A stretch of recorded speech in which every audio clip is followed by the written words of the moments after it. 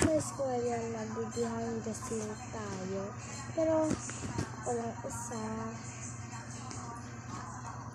Tapos, ang gagawin kong character ay si teacher. Naman. So, ngayon ang outfit ng teacher ay pagkikita ko. Outfit check, meron tayo sa mga characters. So guys, ito pala ang outfit ni teacher. Outfit yun, diba? No. So ngayon kay Ella naman. PE kay Ella, Charlotte.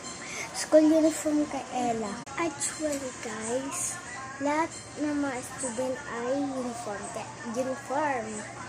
Kaya iba ang hairstyle.